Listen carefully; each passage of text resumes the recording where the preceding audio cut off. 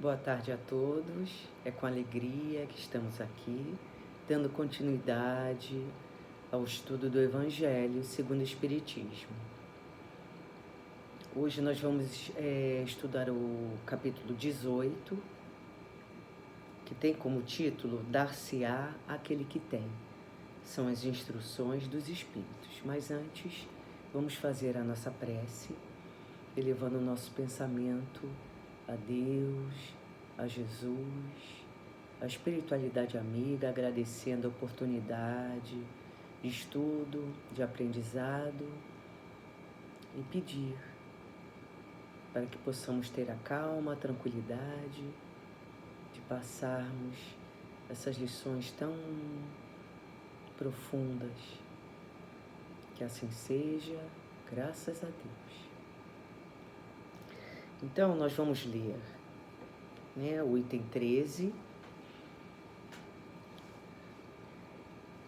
que vem, que é uma passagem, uma fala de Jesus, que está no Evangelho de Mateus, capítulo 13, de 10 a 14. Então, fala assim: seus discípulos, aproximando-se dele, perguntaram: por que lhes falas por parábolas? E Jesus lhes respondeu: porque a vós foi permitido conhecer os mistérios do reino dos céus, mas a eles não lhes é concedido, porque ao que já tem, ainda lhe será dado, e terá em abundância. Mas ao que não tem, até o que tem lhe será tirado. Eis porque lhes falo em parábolas, porque vendo não veem, e ouvindo não ouvem, nem entendem. E cumpre-se neles a profecia de Isaías, quando diz: ouvireis com os ouvidos e não entendereis. Olhareis com vossos olhos e não vereis. É interessante, porque se a gente não se preocupar, em interpretar com cuidado essa mensagem, essa passagem, que a gente acabou de ler, a gente pensa assim: onde é que está a justiça de Deus, quando Jesus traz que aquele que tem, mais lhe será dado em abundância, e aquele que não tem, mesmo que tem, lhe será tirado. Como é que a pessoa vai dar mais a quem já tem? Parece algo, meio injusto. E aquele que não tem, que tem, mesmo que tem, lhe será tirado. Então, a gente começa o raciocínio assim, reflexão assim. Na maioria, no início do ano, vamos falar desse ano 2021, muitas pessoas traçam objetivos na sua vida, metas, que desejam alcançar no decorrer aí do ano. Muitos traçam metas em relação à comida, a quererem emagrecer, fazer um planejamento aí de dieta e tal.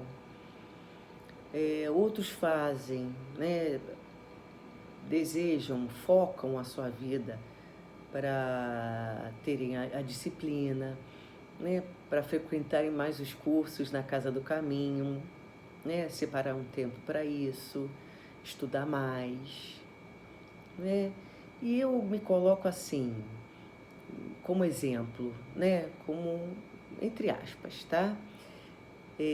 Vamos supor que eu trace como meta para esse ano a procura de ser assim mais tolerante com as pessoas, Eu quero mudar a minha maneira de tratar as pessoas com quais eu convivo. Por quê? Porque a gente sabe que a vida ela dá aquilo que a gente oferece a ela. né? A gente já sabe, já estudou a lei de causa e efeito, a gente está recebendo a todo momento. Então, eu gostaria, traçando essa meta, que as pessoas fossem mais tolerantes comigo. Então, esse será o meu objetivo, né? Meu foco para 2021. Então, eu vou exercitando, né, dia a dia essa virtude. Claro que com muito esforço, né? O esforço da minha vontade. Eu quero chegar lá. Eu quero chegar lá no final do ano, espero até que seja antes, não é? E ter conseguido essa meta para 2021. Então eu vou exercitando, potencializando essa virtude no dia a dia. Até vai chegar um momento, não importa quanto tempo leve, espero eu, né? Penso assim, que eu vou me surpreender. Por quê? Porque ela vai fazer parte, essa virtude, ela vai fazer parte da minha vida naturalmente. Né? Ela vai chegar a um ponto que ela virou um hábito. Né? Aí a gente vai entender por quê. Por que que ela vai virar um hábito? Né? E o Evangelho traz essa explicação para a gente. Né? Então fala assim no item 15. O Senhor, no seu amor misericordioso, encoraja os esforços que tendem para o bem. Você querer ser tolerante, não é? Você querer ser solidário, né? São metas que tendem para o bem. São coisas boas. Esses esforços contínuos, perseverantes, atraem as graças do Senhor.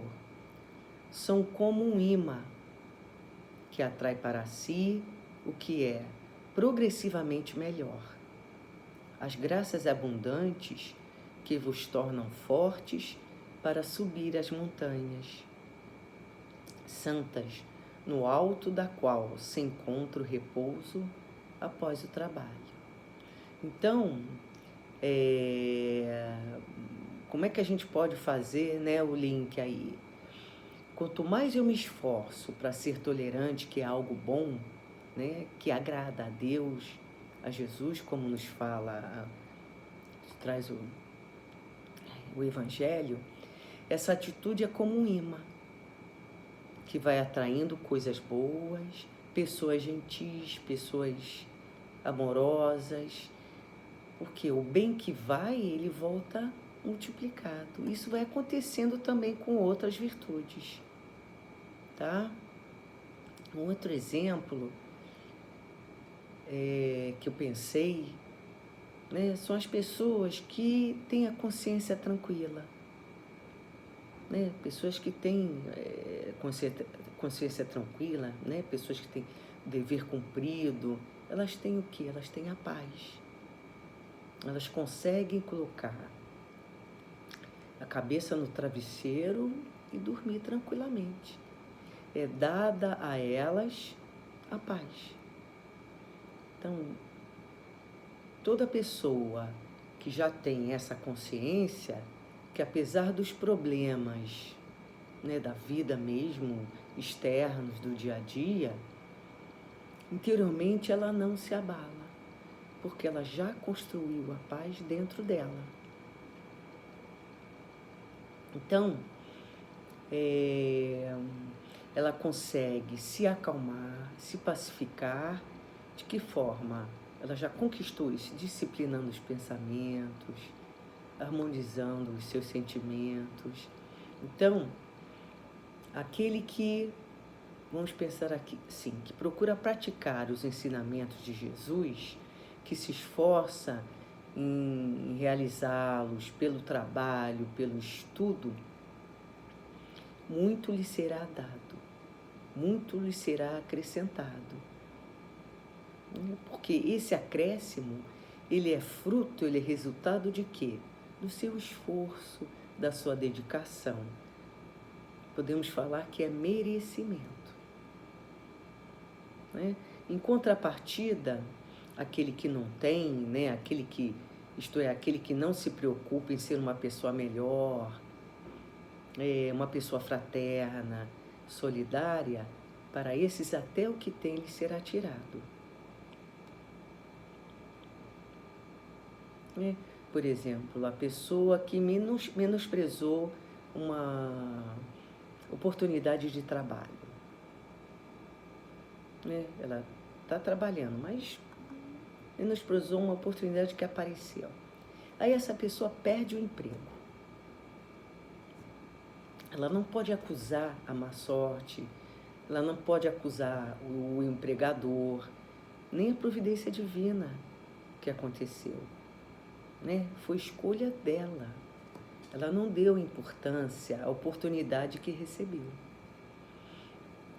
Enquanto aquela pessoa que, como a gente já falou, que se qualifica pelo estudo, pelo trabalho, pela dedicação e se dispõe a praticar o bem, ela vai ganhar cada vez mais oportunidade de aprender e de fazer o bem. No item 15, no segundo parágrafo, fala assim: tira-se aquele que nada tem ou que tem pouco. Tomar isso como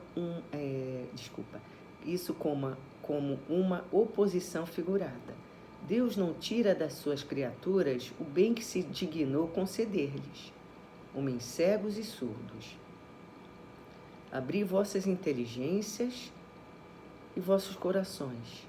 Vede por vosso espírito, entendei por vossa alma, e não interpreteis de uma maneira tão grosseiramente injusta as palavras daquele que fez brilhar aos vossos olhos a justiça do Senhor. Não é Deus quem retira aquele que pouco havia recebido. É o seu próprio espírito que, pródigo e indolente, não sabe conservar o que tem e aumentar, fecundando-a, a dádiva caída em seu coração. Então, essa passagem, essa mensagem, ela lembra muito, remete à parábola dos talentos, que vem explicar de maneira bem clara esse contexto.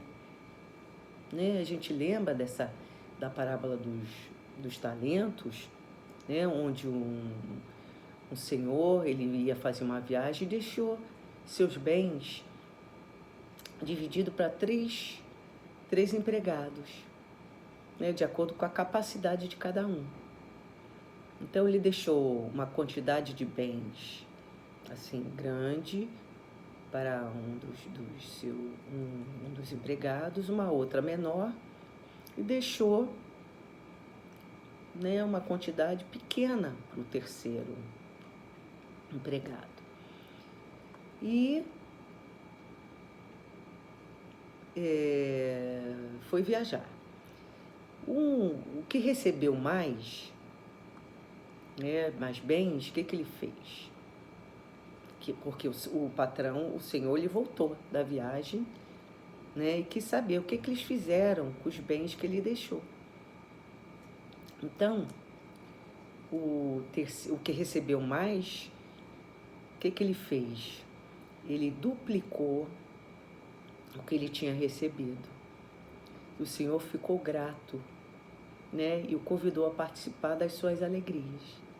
E o segundo, que não recebeu tanto, mas recebeu também uma quantidade boa, também fez a mesma coisa, trabalhou e duplicou o que ele recebeu. E também foi convidado a participar dos bens, participar da alegria daquele senhor.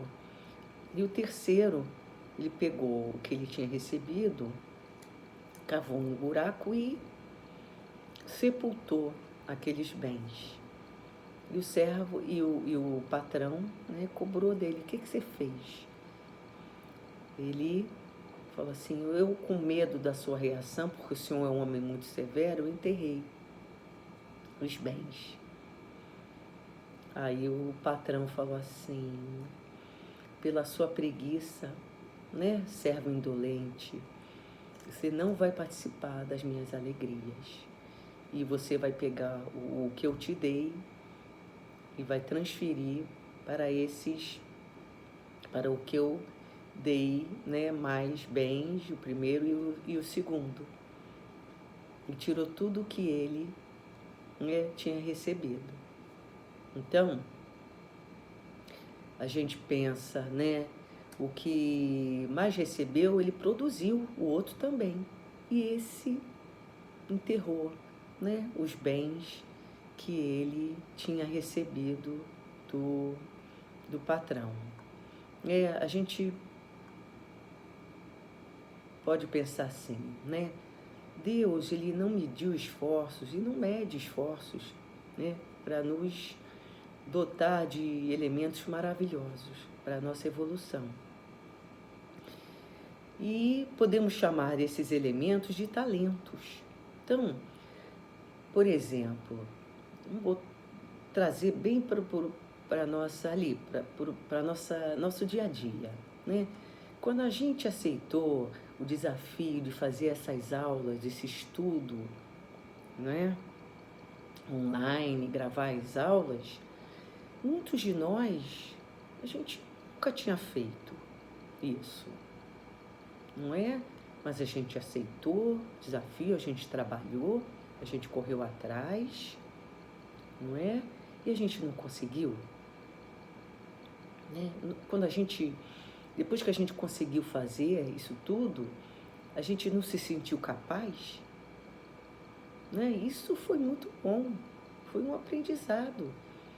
De repente, um talento que estava aí adormecido, não é? E com um desafio proposto, e com outros convites do Dr. Herman também, né, para a gente fazer. Olha só quanto a gente aprendeu, não é? Não tivemos medo, né? Fomos em frente, enfrentamos. Isso é agradável a Deus, né? Oportunidade que a gente teve e nós abraçamos com todo o coração. Tem um trecho do livro Ter e Manter. Emmanuel traz umas reflexões bem interessantes. Ele fala assim: a quem se consagra ao serviço, mantendo o trabalho, mais progresso para ele. A quem auxilia o progresso, mantendo a fraternidade, mais recursos. A quem respeita o esforço alheio, mantendo a colaboração em louvor do bem, mais estima. A quem estuda, mantendo a instrução geral, mais cultura. A quem cultiva a compreensão, mais clareza. A quem confunde os outros, mantendo a obscuridade, mais sombra. A quem se queixe, mantendo o azedume, mais desânimo. A quem se irrita, mantendo a agressividade, mais desespero. A quem cria dificuldade nos caminhos dos semelhantes, mais problemas. Né? Então, depois que a gente ouve isso, lê, né, a gente não pode culpar Deus pelas nossas escolhas, né, fruto do nosso orgulho, da nossa vaidade, da nossa imprevidência, né, pelas coisas que a gente passa. A gente não pode culpar Deus, é fruto das nossas escolhas, né, do nosso livre-arbítrio, né? Então, a lição, ela vai finalizando, fazendo uma exaltação ao trabalho, né? Quando esse espírito amigo fala assim: coragem, trabalhadores, tomai vossos arados e vossas charruas, trabalhai os vossos corações, arrancai deles o joio, semeai o bom grão, que o Senhor vos confia, e o orvalho do amor vos fará produzir os frutos de caridade.